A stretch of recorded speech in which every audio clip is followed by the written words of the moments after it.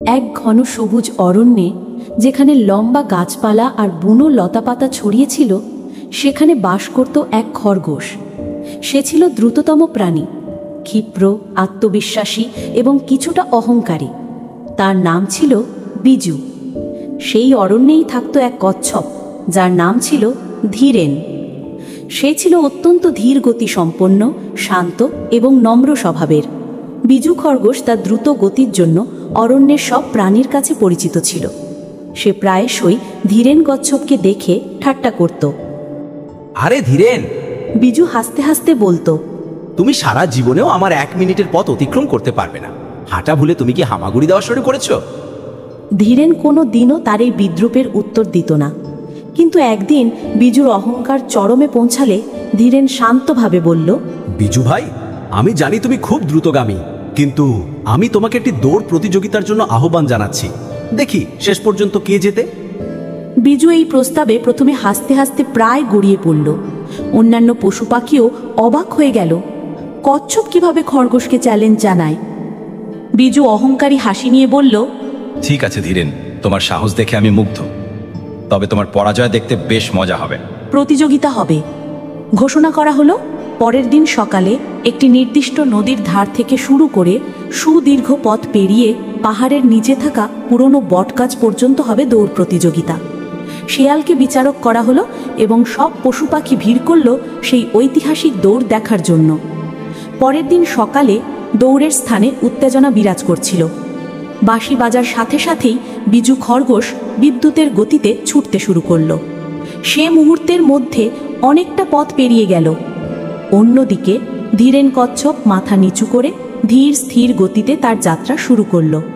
তার প্রতিটি পদক্ষেপ ছিল মাপা, কিন্তু একটা না।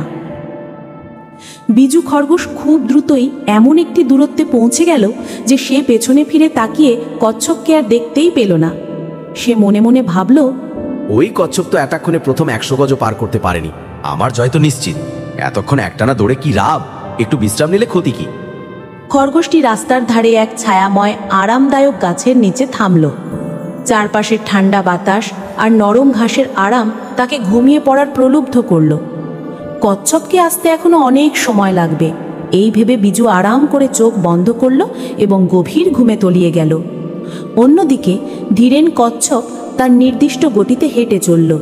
সে একটুও থামল না, ডানে বায়ে তাকালো না, বা দ্রুত দৌড়ানোর চেষ্টা করেও নিজেকে ক্লান্ত করল না। তার মনে কোনো দ্রুত বিজয়ের আশা ছিল না, কেবল ছিল লক্ষ্যে পৌঁছানোর অবিচল সংকল্প। সে জানত যে দ্রুত গতি তার অস্ত্র নয়, তার অস্ত্র হলো ধারাবাহিকতা। ধীরেন যখন সেই গাছের কাছাকাছি পৌঁছালো, তখন সে দেখল বিজু খরগোশ আরামে ঘুমোচ্ছে। কচ্ছপটি এক মুহূর্তের জন্য থমকালো না, বা বিজুকে ঘুম থেকে জাগানোরও চেষ্টা করল না। সে মাথা নিচু করে নীরবে তার পাশ দিয়ে হেঁটে সামনে এগিয়ে চলল। কিছুক্ষণ পর বিজু খরগোশের ঘুম ভাঙল। সে চোখ ডলতে ডলতে উঠে দাঁড়ালো এবং ভাবল, এখনো অনেক সময় আছে, এখনই দৌড় শুরু করি। সে আবার ছুটতে শুরু করলো, কিন্তু যখনই সে শেষ প্রান্তের কাছাকাছি পৌঁছালো, সে যা দেখল তাতে তার চক্ষু চড়ক গাছ। ধীরেন কচ্ছপ ইতিমধ্যে শেষ রেখার একদম কাছে পৌঁছে গেছে। বিজু তখন পাগলের মতো দৌড়ালো। সে তার শেষ শক্তি দিয়ে ছুটল, কিন্তু ততক্ষণে অনেক দেরি হয়ে গেছে। ধীরেন কচ্ছপ তার শান্ত এবং অবিচল গতির জোরে শেষ রেখা পার হয়ে গেল।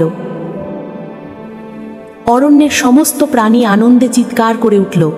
বিচারক শেয়াল ধীরেনকে বিজয়ী ঘোষণা করলেন। বিজু খরগোশ লজ্জায় এবং অনুশোচনায় মাথা নিচু করে দাঁড়িয়ে রইল। এই গল্পটি আমাদের জীবনে দুটি মূল্যবান শিক্ষা দেয়। 1. অহংকার পতন ডেকে আনে। বিজু খরগোশ তার দক্ষতা নিয়ে অহংকারী ছিল এবং সে তার প্রতিদ্বন্দ্বীকে হেয় করেছিল, যার ফলশ্রুতিতে সে তার লক্ষ্য থেকে বিচ্যুত হয়ে ঘুমিয়ে পড়েছিল। 2. ধীরতা ও স্থিরতা সফলতার চাবিকাঠি। ধীরেন কচ্ছপের গতি কম ছিল, কিন্তু সে ক্রমাগত এবং অবিচলভাবে তার লক্ষ্যে এগিয়ে গিয়েছিল। জীবনে সফল পেতে হলে দ্রুত গতি নয়, বরং ধারাবাহিক প্রচেষ্টা এবং শৃঙ্খলা প্রয়োজন।